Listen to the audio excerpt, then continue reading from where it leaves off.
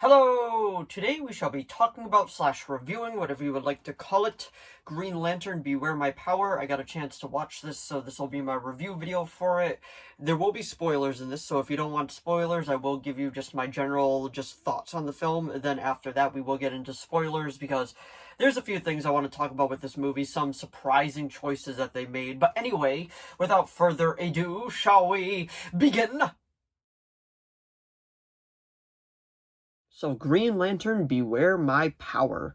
This one pretty much just follows John Stewart. Sinestro is the main villain, and the story is pretty much very just very just you know exactly how it's going to play out.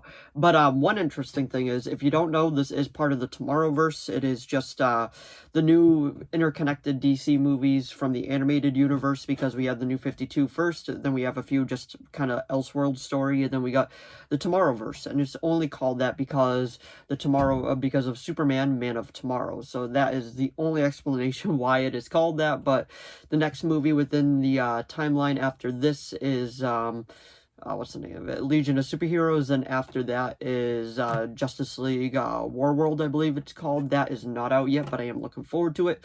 But like I was saying, this just follows John Stewart. Hal Jordan went missing, and the Ring chooses him and Green Arrow. Well, he kind of goes into the headquarters up in space, the Watchtower, and they pretty much freak out. Martian Manhunter kind of just is like, I don't know what's going on, but the Ring chose you.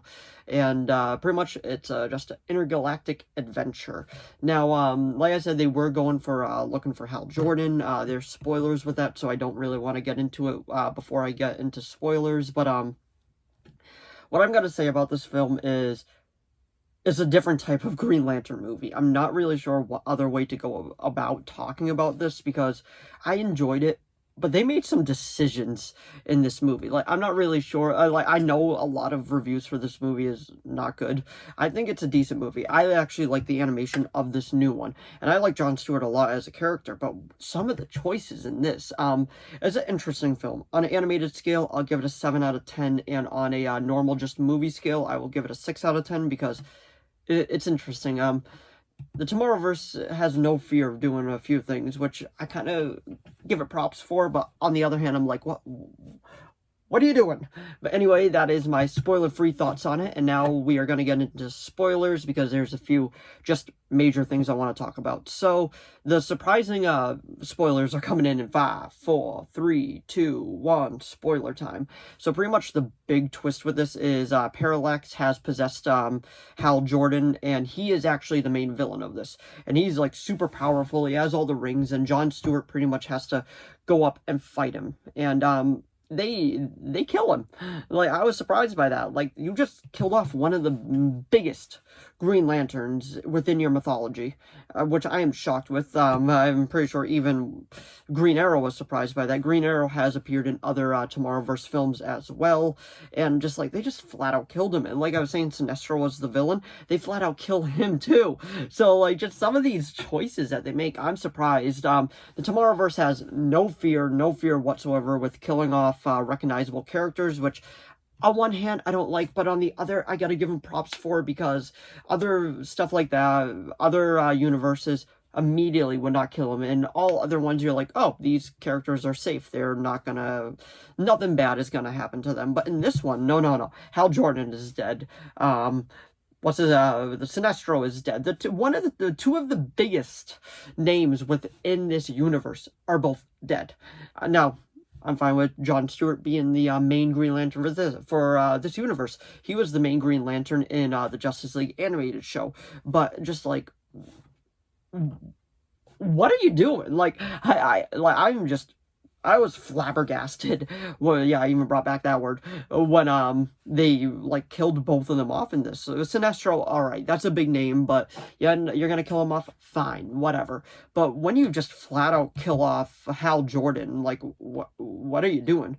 But besides that, like I was saying, the story is pretty much it just goes on. Like, you know exactly which way it's gonna go. That's not a bad thing. Sometimes predictable stories are fine. Hawkgirl is in this too for a little while. She's very just bloodthirsty for most of it. But the first scene where they were investigating where the Guardians were and they were all killed, well, besides one, that gave me vibes of Justice League Dark Apocalypse War. If you haven't seen that movie, I highly recommend giving it a watch, but make sure you watch a few others before you watch that one, because it's definitely a lead-up type of film.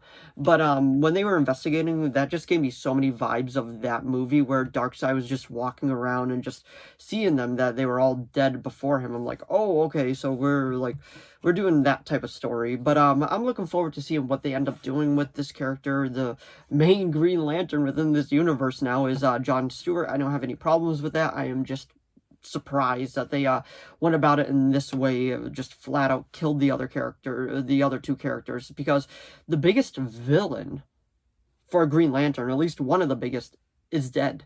Like, you got a quick little backstory from him in this, but pretty much he was already evil when the story opened, and they thought he was the one going around killing them. But surprise, surprise, it was actually John Stewart being, not John Stewart, Hal Jordan being possessed by Parallax. So it was a very interesting take, to say the least. I don't think it's the worst DC animated movie of all time.